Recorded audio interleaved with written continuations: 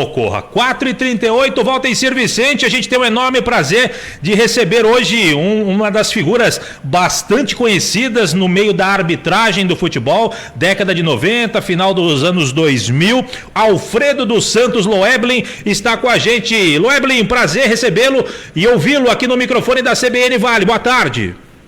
Boa tarde, Vieira. Um grande prazer falar com você, com o Waltencir, com todos os amigos da CBN Vale. Essa região tão muito distante, tô com saudade daí, viu, cara? Só apareceu. O dia que você quiser, você vem aqui e tomar um café com a gente. Você sabe que eu lembro de muitos jogos, obviamente do São José, né? A gente sempre se encontra, os ex-árbitros da nossa época, e sempre tem alguma história de algum time do Vale para contar. Então a gente já vai entrar nesse assunto, Alfredo dos Santos Loeblin. Deixa eu colocar nesse bate-papo também o Waltencir Vicente. Waltencir, o Loeblin está com a gente. Opa, e com enorme prazer a gente ter esse contato com ele também, né? De vez em quando nos jogos ali, na lateral do campo, atrás do gol, não dava para conversar, o árbitro era impedido de dar entrevistas e tal. Dava vontade de perguntar algumas coisas, né? Mas não tinha jeito, né, Loeblin? As coisas mudaram bastante, né? Quer dizer, a minha geração de árbitros era proibida de falar com a imprensa, ela era proibida de uma série de coisas. Hoje, até em função das redes sociais, né, que os árbitros recebem a sugestão de não estar, para fazer parte de redes sociais, né, não estar presente em redes sociais, mas mudou bastante. Você vê árbitro dando entrevista, árbitro participando de um monte de coisa. Eu sou a favor, eu acho que quanto mais você conversa, você mais passa a regra para o torcedor, lógico, com todo cuidado, porque a FIFA ainda diz, né? Se você der uma declaração sobre um lance até 24 horas depois do jogo, pode virar erro de direito e pode gerar o cancelamento de uma partida. Ô Loeblin, me diga uma coisa, eu queria saber, você que é um árbitro de uma geração de árbitros raízes, como se diz atualmente, você especificamente é fã da tecnologia como ela é hoje?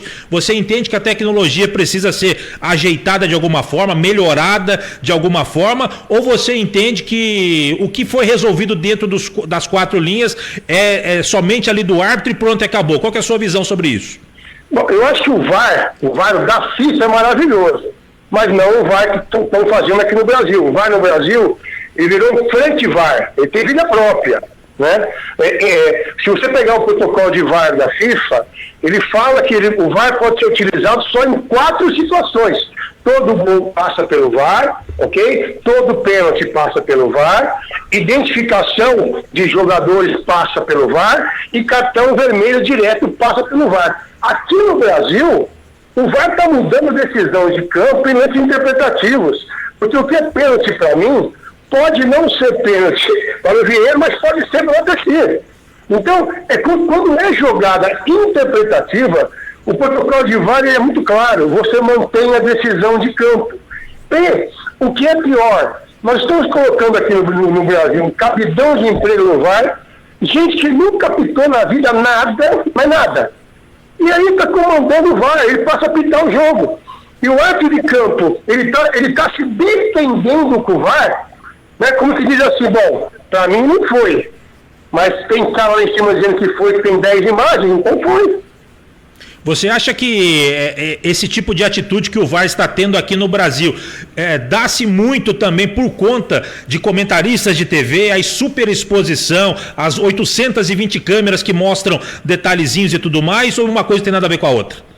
Tem tudo a ver, você tem toda a razão. Sua pergunta sua colocação é muito pertinente. Primeiro, porque nós temos que levantar o grau de comentarista que está na televisão. O que os caras fizeram? Teve gente que tem uma história muito legal na arbitragem, mas tem muita gente que está lá também que não teve. Então você coloca para comentar arbitragem, para comentar futebol, na minha visão, e eu vou falar uma coisa muito mais, mas é a minminha opinião, mais o sistema de cotas do que capacidade. E eu sou pela meritocracia. Eu saí da TV faz 3 anos agora, mas sempre o máximo de cuidado, né, em cima daquilo que eu conheço da regra e que eu apitei no campo, porque o livro de regras, obviamente, né, se qualquer um que está nos acompanhando agora, se ele comprar um livro de regras, ele vai entender na hora. Olha, isso pode, isso não pode. O que acontece é que a FIFA tem a questão do espírito da regra, como utilizar a regra, Né? Então, tudo isso só passa se você apitar grandes jogos. E como eu falo de grandes jogos, não é no sentido de ser clássico, não.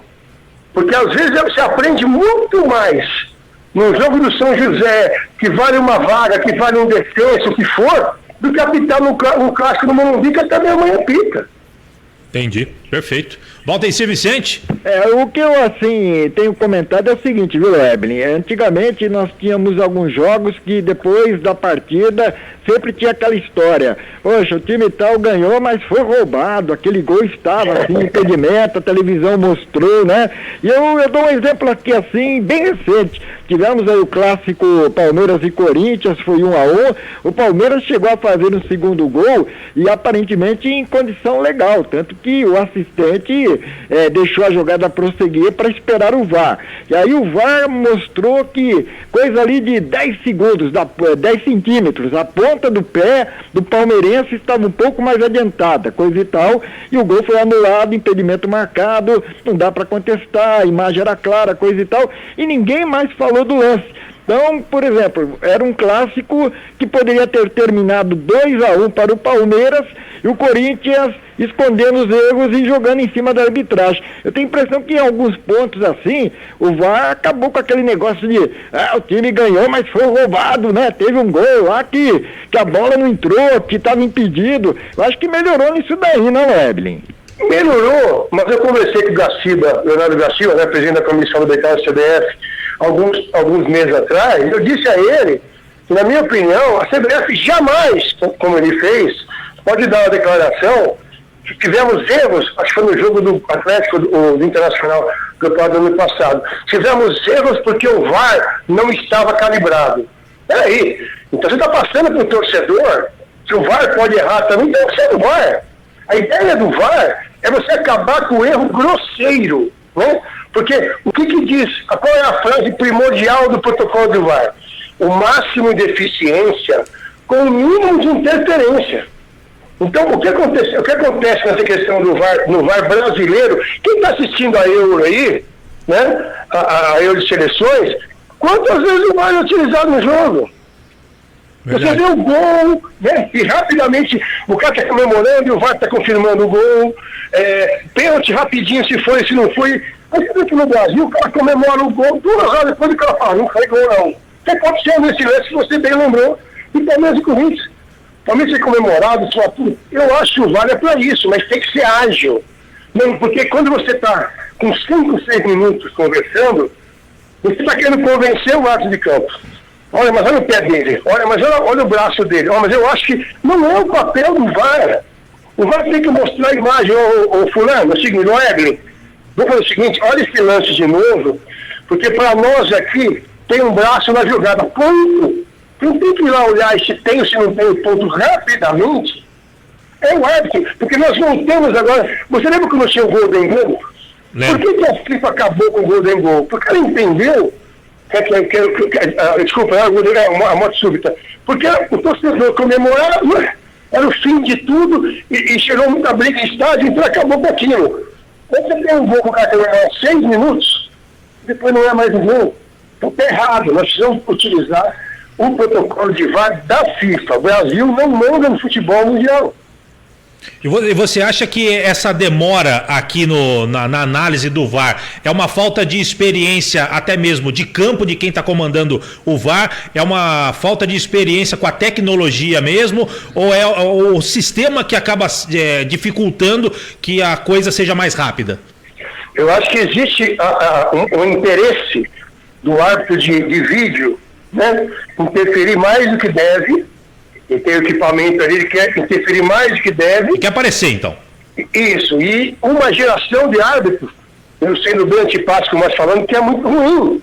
Você pega a geração que eu atuava, e eu lembro de um São José e São Paulo, vocês vão lembrar, a abertura do Campeonato Paulista em São José dos Campos, foi a Sonja que apitou, veio de fora. Uhum. O Fará gostava de fazer isso. E aí, aquele Campeonato Paulista, nós tínhamos grandes árbitros aqui de São Paulo, no qual eu me incluo, mas nós tínhamos vindo de fora. Os árbitros do Rio de Janeiro, depois vinha Simon, vinha Márcio Rezende, vinha Gaciba. Então você tinha 15, 20 árbitros brigando por 10 vagas. Aqui em São Paulo você tem quem hoje? O Klaus, que está muito acima, está às vezes até um pouco prepotente no meu gosto de arbitragem. Você tem o Luiz Flávio de Oliveira, que já está no final de carreira. Aí tem o Flávio, que chegou à FIFA agora. Aí me fala, você acompanha futebol muito mais que eu, principalmente pelo interior, qual foi o grande árbitro que está surgindo no interior de São Paulo que vocês viram? Não tem um plano de carreira. Ele não pode acontecer o que está acontecendo com a Edna. É uma vergonha para a arbitragem brasileira. A Edna apitou Palmeiras e Corinthians, que os dois times jogando com o Sub-20. E ela foi indicada para a Olimpíada. Como é que você faz com o árbitro se preparar, investir na sua carreira, fisicamente, com inglês, com tudo, porque não tem mais a meritocracia. Nada contra a Edna como pessoa, pelo amor de Deus, não é isso.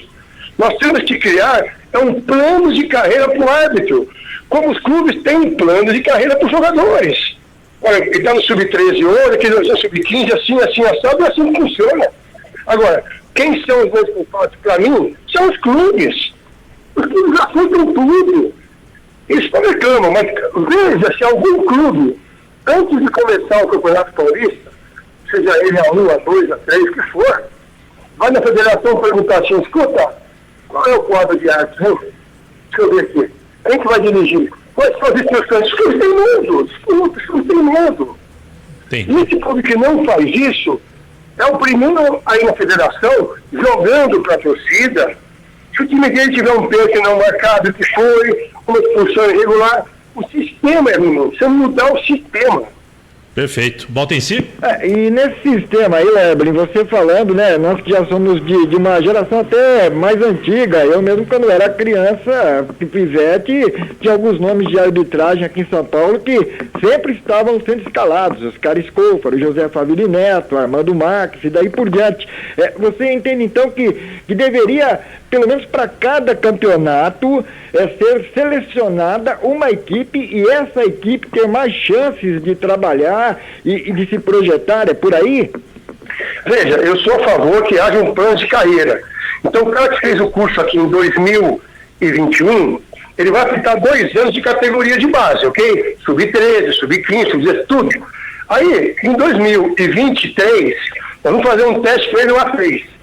Ele vai fazer 1, 2, 3 jogos. Está indo bem? Vai para 2, que daí em 2 anos, em 25, ele pode estar numa primeira divisão. Se ele não estiver bem, você fala para o cara, vamos segurar você outra vez na base para melhorar. Agora, chega um momento, você testou uma vez, 2, 5, 10, não dá, ele tem que sair fora. Porque o futebol não é como economia que ela cresce ou diminui a quantidade de jogos. Você vai ter sempre aquela quantidade de jogos no Paulista, aquela quantidade de jogos no Brasileiro. Então o árbitro tem que entender como é que vai ser esse gerenciamento de carreira.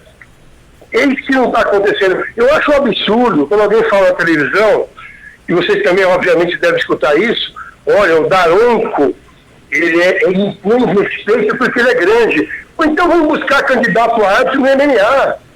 Não é isso, não é futebol de várzea, que o cara vai ser agredido, que tem que ser forte. Gente, é questão de futebol profissional. Não é um classe grande, é ter qualidade técnica. E essa qualidade técnica, ela vem com o tempo. Eu errei muito na minha carreira, mas muito. Mas tenho confiança que acertei muito mais. Por quê? Porque eu fui preparado para chegar na primeira divisão. Em cima disso que você está falando, Loeblin, até uma pergunta do nosso companheiro Edson Fonseca. Na sua visão, por que os jogadores sul-americanos eles deitam e rolam em cima de arbitragem e na Europa, ao que parece, eles respeitam mais a arbitragem? É algo cultural mesmo entre sul-americanos e europeus? Ou porque lá de repente tem uma punição e tem um respeito realmente maior pelo árbitro e aqui é meio descambado mesmo? Bom, um abraço ao Edson, a pergunta dele é perfeita. Não, aqui está errado na base. Quer dizer, eu trabalhei em alguns clubes, né? Trabalhei no Santos, trabalhei na Ponte Preta, trabalhei no Barueri. O que acontece é que você, na Europa, você tem um profissional da arbitragem que ele trabalha nos clubes na formação do atleta, tá? Essa formação do atleta, ela passa por uma questão comportamental. Quer dizer, eu tenho um amigo meu que é gerente do Benfica, ele fala assim para mim, Loeblin, se os dois jogassem na mesma época hoje, Neymar e Kaká, O mercado europeu prefere 10 vezes o Kaká, porque o custo-benefício é melhor. Então, quando você tem aqui no Brasil hoje, o moleque no sub-13 já tem um empresário, que já vai treinar de chuteira azul, de brinco com cabelo vermelho. Está errado. Então, quando ele chega no profissional, ele entende o papel dele no produto do futebol. Então, ele tem que ser preparado melhor. Por isso que quem assistiu o Santos e Fluminense ontem, aquilo não é futebol. O cara apita, qualquer coisa que apita vem 5, 6 pra cima. E o que é pior, o árbitro não reage. Ele tem os cartões para isso. Os cartões foram criados para isso. Então, eu acho que ele tem toda a razão quando ele faz esse questionamento, e tudo passa pela formação do atleta. Por isso que muitos atletas brasileiros demoram para se adaptar na Europa. O Neymar foi um. O que apanhou da imprensa porque era cai não era brincadeira. Mas o pior é o seguinte, se acontece isso que você está falando, né? O cara sofre uma falta e vem 6, 7, 8 rodear o árbitro, ele começa a distribuir cartão, aí começam a reclamar, o juiz está querendo aparecer, o juiz quer tirar a estrela do jogo, não acontece isso também? Eu acho que se o árbitro fizer isso, tá? Quando ele faz isso, baseado na regra, que todo mundo está vendo, que antigamente você tinha uma imagem do jogo, quando chegava do interior, né? Hoje, você tem 300 câmeras em qualquer time. O jogo da Série B do Paulista tem 300 câmeras. Sim. Está todo mundo vendo. Quer dizer, ontem, você não pode ter um jogo de futebol com 50% de bola rolando. Isso é o estelionato ao produto e ao torcedor. Porque quando você vai no basquete, o tempo é aquele e ele para. Quando você vai no futebol americano, você pode administrar o tempo, mas ele para. O vôlei já tem o vôlei definido 7 por pontuação. Futebol não. O cara come. E, aliás, essa é uma das mudanças da FIFA, porque ela prorrogou até o final do ano as 5 alterações, né? As 5 substituições. Mas por que tem muita gente contra o continuismo das 5 alterações? Porque já tem treinador, e aí no mundo inteiro, que está ganhando tempo, está esfriando o jogo com 5 alterações, mesmo você fazendo só 3 paradas. Perfeito. Valtencir, emende a última para o Loeble, infelizmente o nosso tempo urge, Valtencir. Bom, aí também a gente vai para um outro lado, né, questão assim do comportamento de estrangeiros por aqui. O Abel Ferreira, técnico do Palmeiras, é muito criticado, sempre se envolvendo com reclamações, polêmicas com a arbitragem. Aí os dizem o seguinte, né, ele chegou por aqui, viu que era bagunça, ele está tirando proveito da situação que encontrou. E outros já dizem diferente, que nós aqui também, de vez em quando, não valorizamos o que a gente faz, porque lá fora também o pessoal apronta. E aí a gente vai no exemplo clássico do São Paulino, aquele técnico que pegou 3 expulsões no mesmo campeonato. É também uma questão de exemplo, assim, de quem está na beira do campo ali dirigindo o time, Loeblin? Sem dúvida, mas não se esqueça o seguinte, o Abel Ferreira, ele está vindo da pior escola de arbitragem da Europa, que é a escola portuguesa. A pior arbitragem da Europa é a portuguesa. Claro, você tem arbitragem pior de federações que não representam nada, né? Ninguém assiste, com todo respeito, o campeonato grego. Mas o campeonato português você acompanha por causa de Porto, por causa de Benfica, por causa de esporte, enfim. O que acontece é que no caso do Abel Ferreira, até porque ele foi atleta, realmente ele extrapola demais. Não adianta, eu comecei a ser com alguns diretores do Palmeiras, ele passa do limite. Como também o Jorge Jesus também passava do limite. E veio de onde? Também da Federação Portuguesa. Entendi. Loeblin, quero te agradecer, infelizmente não temos mais tempo, conversa boa é assim, ela passa num piscar de olhos, e o bom é que fica o convite para um próximo bate-papo, viu, Loeblin? Prazer é meu, quero agradecer o convite, deixar um grande abraço para você, para todo o pessoal da CBN do Vale, que realmente quando puder eu vou aí, porque eu gosto muito da região, viu? Obrigado assim. Pelo convite. Legal, um abraço, obrigado. Conversamos com outro, tchau. Conversamos com Alfredo dos Santos Loeblin.